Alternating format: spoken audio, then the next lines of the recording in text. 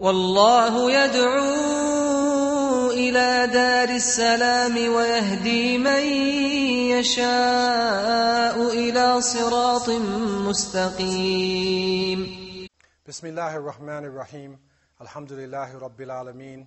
وصلى الله تعالى على خاتم الأنبياء والمرسلين سيدنا محمد وآله وصحبه أجمعين. وبعد. All praise are due to Allah, Lord of the worlds. And may peace and blessings be constantly sent upon the seal of the prophets and messengers, Muhammad the son of Abdullah, and his family and his companions, all those who call to his way to the day of judgment. As to what follows, Assalamu alaikum wa rahmatullah. Alhamdulillah, Ramadan is a great blessing. Ramadan is a time when we separate truth from falsehood. Ramadan is a time when we come out of ourselves.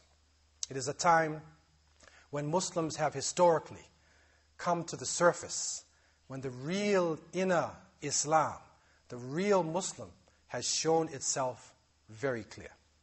Allah subhanahu wa ta'ala has revealed in Surah Al-Baqarah, in verse 185, أعوذ بالله من الشيطان الرجيم شهر رمضان الذي أنزل فيه القرآن هدى للناس وبينات من الهدى والفرقان.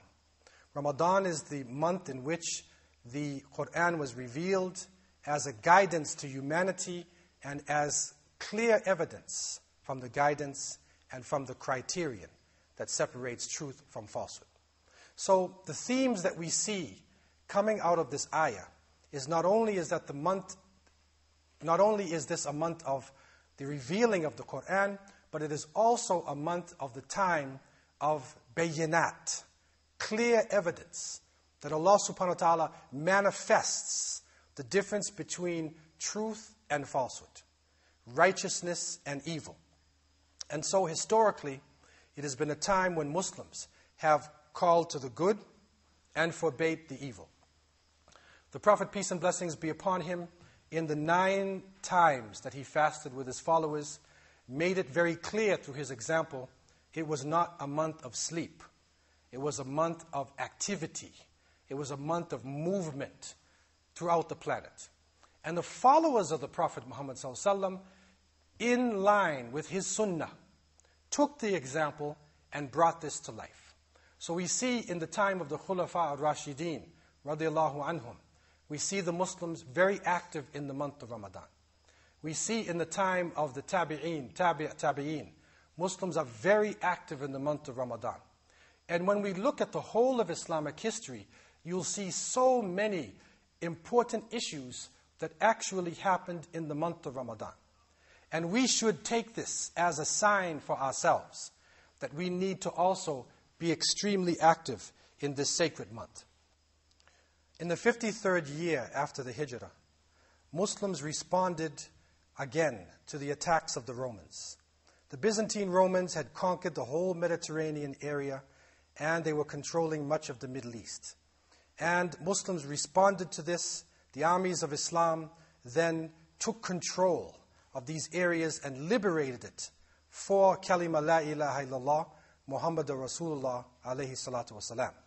In the 53rd year after the Hijrah, the island of Rhodes was conquered and was taken for Islam. And so in the month of Ramadan, Muslims were able to even travel on the seas. And they were able to confront evil on the sea, in the water, with the wind blowing. They were able to confront evil in the month of Ramadan. In the 91st year after the Hijrah, Muslims responded to a call that came from the people of the book who were living in the Iberian Peninsula. And then in this area, which is now known as Portugal and Spain, the people of the book were being persecuted by the Visigoth ruler Roderick. And so a call came to the believers, Amir al-Mu'mineen of that area, Musa bin Nusayr, radiyallahu an. He dispatched Muslims to the south shore of the Andalusian islands. And they were struggling in the month of Ramadan to open up the islands and to prepare themselves to go into Al-Andalus. The following year, in the month of Ramadan again, the 92nd year after the Hijrah, Muslims went across the straits and they landed on a mountain and they called it Jabal Tariq. And this mountain, this area, Jabal Tariq, is now known as Gibraltar. They entered into the area led by Tariq ibn Ziyad, rahimahullah. Tariq, with a small group of believers, landed on the shores, and lo and behold, the leader of the Christians came with over 100,000 warriors to confront the Muslims. Even though the Muslims had come to protect the people of the book, those Christians who believed in one God, and the Jewish people who were living in the area, they were still confronted by this massive force. Reinforcements were sent, but the Muslims found themselves outnumbered 10 to 1. This did not stop them. In the month of Ramadan, they confronted evil. In the month of Ramadan, they were outnumbered 10 to 1. And Tariq ibn Ziyad, rahimahullah, faced them and showed them clearly, La hawla wa la quwwata illa billah. There is no authority, there is no power except with Allah subhanahu wa ta'ala. And they went forward, and in the month of Ramadan, Allah subhanahu wa ta'ala separated truth from falsehood, and they opened it up. And not only did they drive back the King Roderick, he disappeared from history, but they continued on in the month of Ramadan. They continued into other parts of Al-Andalus, which became one of the greatest empires in the history of Islam. In the 361st year after the Hijrah, the well-known institution of Islamic learning, Jami al-Azhar, was opened up in Al-Qahira in Cairo for worship and for the teaching of Arabic and Islamic sciences. And this began right in the month of Ramadan. So this is a month of learning. It's activity. Not only the physical activity of struggling against the evil, but also the mental activity of learning Islam and struggling against the evils that confront us. In the 584th year after the Hijrah, Sultan Salahuddin al-Ayyubi, rahimahullah, confronted the forces of the Crusaders. And after he had already defeated them in Jerusalem, they still wanted to come back. Treachery happened. The kings that were allowed to return gathered themselves together with Richard the Lion-Hearted.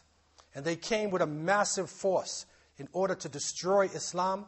But Salahuddin, rahimahullah, had gathered together the believers, and they confronted the Crusaders in the month of Ramadan and won decisive victories. And they were able to gain that which history still remembers up until today. It is said that when they were confronted by this large force and Ramadan arrived, the advisors to the Sultan, rahimahullah, they said, you should rest. You should rest. It's the month of Ramadan. Because maybe in some of their minds, they should go to sleep. But Sultan Salahuddin, rahimahullah, he replied and he said, this life is short and our fate is not safe. So he continued his march until he conquered the high fortress of Safad in the middle of the month of Ramadan. He went into high areas and he opened up territories for the believers. So Ramadan was a time of action, and in confronting the Crusaders' powerful forces, Muslims were propelled by their fasting. They weren't put to sleep. Fasting woke them up. One of the most decisive victories in Islamic history happened in the year 658 after the Hijrah.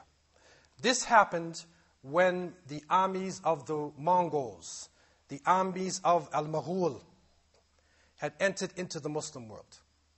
And it is well known that these armies were carrying a force that was never seen before by Muslims. The destruction that it carried forth in the Muslim world was almost unimaginable. They went from town to town, from area to area, from country to country, killing people, destroying institutions, murdering children, burning books, destroying civilization. And it appeared that they would destroy not only the Muslim world, but they would continue on into Europe, and they would find every civilized country on the planet, and they would destroy it. But it was during this month that Allah subhanahu wa ta'ala raised up the forces of Al-Mamluk, who came out of Egypt, and they were able to gather together the believers into a fighting force, and they met and they confronted with the forces of the Mongols at Ain Jalut, which happened in the month of Ramadan. This was a decisive action. This was one of the most crucial events that happened in Islamic history. The believers saved not only the Muslim world, but they saved the whole of the planet. And so Allah subhanahu wa ta'ala separated evil from truth, opened up the lands of the world in the month of Ramadan. Again, the believers in the tradition of the Prophet Muhammad, peace and blessings be upon him, they didn't go to sleep. They didn't look at the fasting as a time to escape the world and to live within a fantasy world of dreams.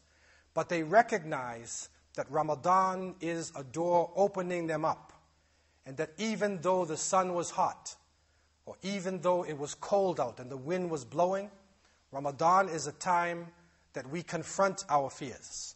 Ramadan is a time that we confront the evil things around us, that we come out of ourselves. That was the spirit of the Prophet Muhammad, peace and blessings be upon him, and his followers. That was the spirit that made Ramadan a source of energy. It wasn't an opium, as they would say, religion is the opium of the people. It was not something that put us into a dream-like state, but it was something that woke us up from our dreams, and we faced the reality. Muslims face the reality of their bodies, that we are weak human beings. We face the reality of the material world, and we face the challenges that Allah subhanahu wa ta'ala had put in front of us in this material world, with a lightened physical load, a lightened spiritual load, but a connection with Allah subhanahu wa ta'ala, creator of the heavens and the earth. So let us take advantage of this as we are deep in the middle of the month. Let us take advantage of the blessings that Allah has given to us, and now that the fast should have become an easy thing to do, part of our natural flow, let us take Islam to a higher level. And let us spend as much time as we can in the waking hours of the day, in studying, in traveling in the path of Allah, in confronting evil, whatever we can do to gain Allah's mercy in this blessed month. I leave you in peace. Assalamu alaikum wa rahmatullahi wa barakatuh.